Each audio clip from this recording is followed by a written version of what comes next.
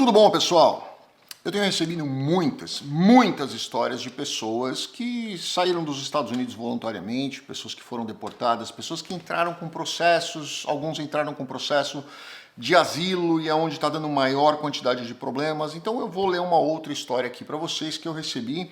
Eu achei bem interessante por dois motivos. Primeiro, eu não conversei com essa pessoa, essa história é exatamente do jeito que ele mandou no meu e-mail, eu simplesmente copiei e imprimi num tamanho maior para não ficar olhando para a tela e dar reflexo. Então a história é exatamente o que ele mandou para mim.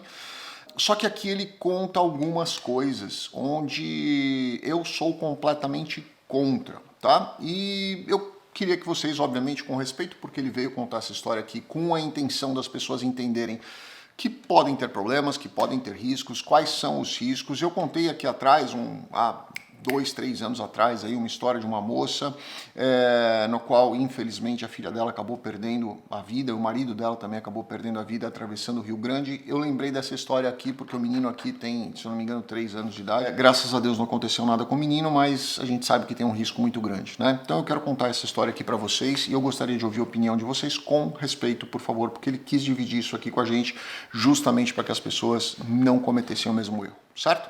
Vamos lá. Ele faz uma introdução aqui que eu vou pular porque só cumprimentando e pedindo, falando que se eu quisesse contar eu podia contar, mas vamos lá. Onde começa aqui? Ó. Na época eu tinha 28 anos, minha mulher Tamara tinha 25 anos. Não sei se é Tamara, se é Tâmara, me desculpa, mas como não tem acento aqui, eu vou chamar de Tamara. Em 2022, um governador Valadares estava muito difícil arrumar emprego depois da pandemia. E o que achávamos eram apenas bicos que não davam nem para fechar as contas no final do mês. Todo mês eu tinha que pedir empréstimo para alguém e eu já não tinha mais cara para chegar nas pessoas, porque aqui todo mundo se conhece e era pegar dinheiro de um para pagar o empréstimo do outro. Nosso filho, Léo, tinha 3 anos na época. A gente já não via mais esperança no Brasil e decidimos vender o pouco que tínhamos, contrair mais uma dívida enorme com consultores, ele colocou entre aspas, com consultores de viagem, aí ele colocou entre parênteses, também chamados por aqui de coiotes, e embarcar na rota clandestina para os Estados Unidos. Sim, sabíamos que estávamos fazendo errado, mas era o que nós conseguíamos. Já tínhamos tentado o visto de turista por 2 vezes e tinham negado porque não tínhamos vínculos, apesar de termos uma pequena casa em nosso nome e 2 carros. Nosso primeiro destino foi Cancún, no México. Dali, a ilusão do turismo acabava na hora que chegávamos, porque não podíamos gastar um único centavo. Tinha muitas coisas bonitas que podíamos visitar, mas não queríamos tirar do nosso foco. Tudo que tínhamos era para começarmos a vida nos Estados Unidos. Levávamos $8.000 no bolso aproximadamente, mais $16.000 em 4 cartões de viagem. Era tudo o que tínhamos conseguido vendendo nossas coisas. Uma pessoa nos esperava e fomos de van até uma casa que ficava 2 horas de distância do aeroporto. Na casa, de 2 quartos, tinham 11 pessoas. Dormíamos no sofá, no chão, no corredor. Quem pegava o lugar primeiro era dele. Tentávamos ser solidários, principalmente com as crianças e mulheres. Traziam marmitas às vezes para dividirmos.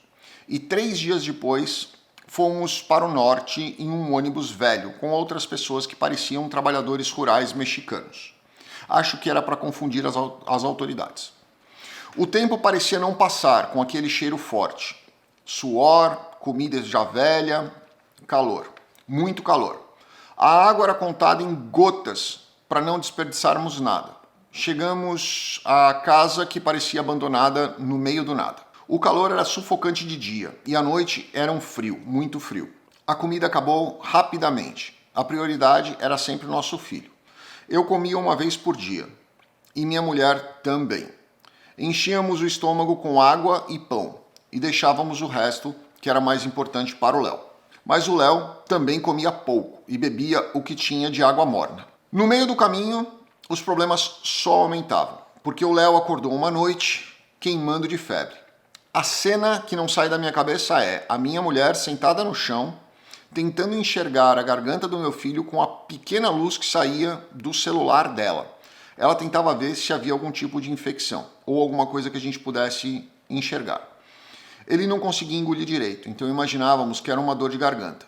Sem médicos, sem antibióticos e sob constante ameaça de sermos descobertos. pela polícia mexicana ou por um dos cartéis.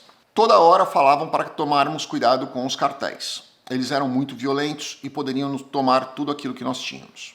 Uma família tinha alguns comprimidos de Tilenol e nos deu 3, para tentarmos aos poucos controlar pelo menos a febre do Léo. Após quase 20 dias, fome, terror psicológico e tudo aquilo que vocês puderem imaginar, um grupo nos buscou nessa casa e nos levou às margens do Rio Grande, na divisa do Texas. Era madrugada.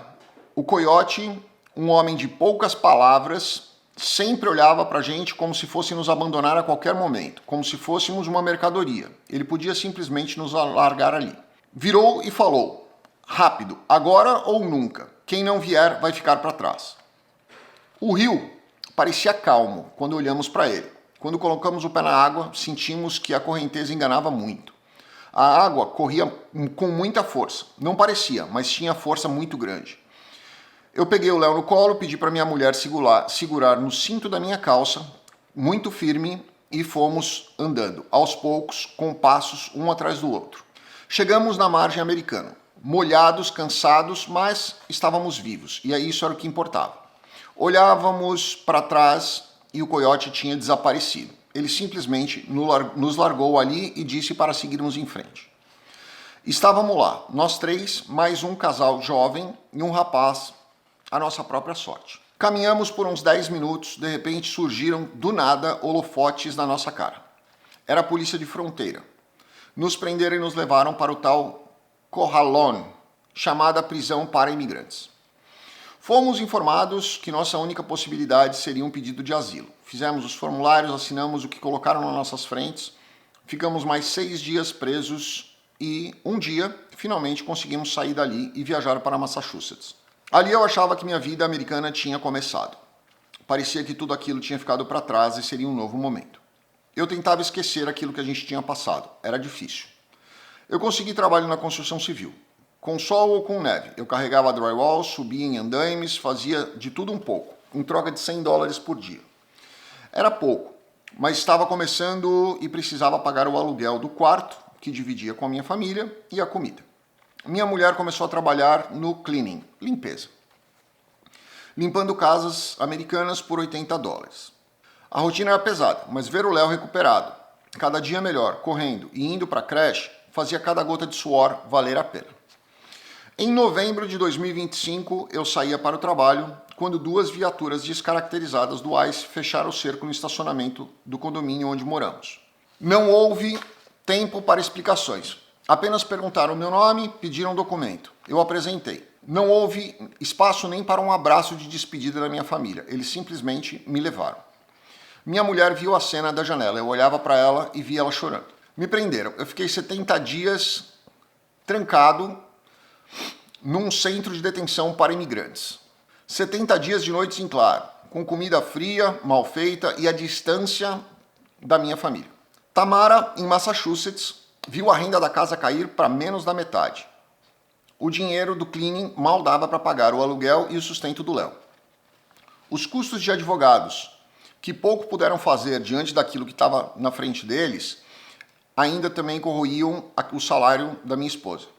Eu não sabia o que fazer, não tinha muito o que eu pudesse fazer. Em janeiro de 2026 veio o veredito final. Eu seria mandado de volta para o Brasil. Não me deram muitas informações, simplesmente me acordaram, mandaram pegar minhas coisas e me levaram para o aeroporto. A notícia da deportação deixou minha mulher ainda numa situação muito mais delicada, sem chão.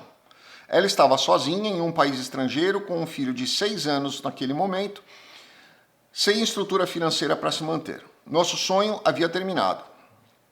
Ela decidiu então que era hora de voltar também para o Brasil, mas não tinha sequer o valor das passagens aéreas para ela e para meu filho. Foi aí que a força da comunidade brasileira em Massachusetts se fez presente. Amigos, conhecidos da igreja e até desconhecidos se comoveram e organizaram uma vaquinha.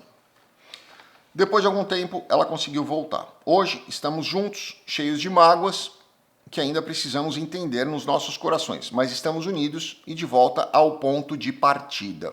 Isso foi uma coisa pesada, né? A pessoa passou 4 anos aí nos Estados Unidos, né?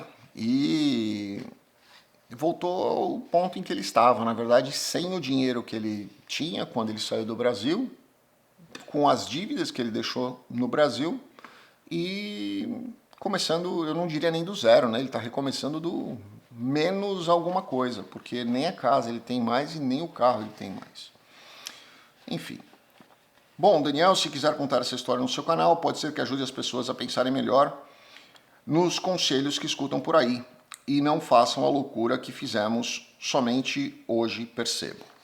Bom, é isso, pessoal. Eu não vou falar muitas coisas aqui porque, assim, vocês sabem o quanto eu tento preservar a questão da família, o quanto eu sou contra fazer qualquer movimentação ilegal com crianças pequenas. Eu acho que você expõe demais, principalmente atravessando pelo Rio Grande, onde você tem ali diversos fatores que possam impactar. Eu já pedi até para o Richard Rasmussen, quem assistiu o vídeo aqui, quem não assistiu, está aqui no canal, eu pedi para o Richard contar aqui o que acontece ali, né? Quais são os animais que tem por ali, quais são os riscos, a água sobe muito rápido se for em época de chuva, enfim, é muito complicado, né? Então eu deixo aqui para vocês pensarem, refletirem, peço que compartilhem esse vídeo com alguém que eventualmente está pensando em fazer essa loucura e que compartilhem também com outras pessoas que estão dentro dos Estados Unidos para que eles possam compartilhar e evitar que as pessoas façam esse tipo de coisa, né? Porque além do risco de perderem muito dinheiro, que às vezes para essas pessoas é um dinheiro que faz falta realmente, acaba colocando muita gente em risco. Um grande abraço, fiquem com Deus, obrigado.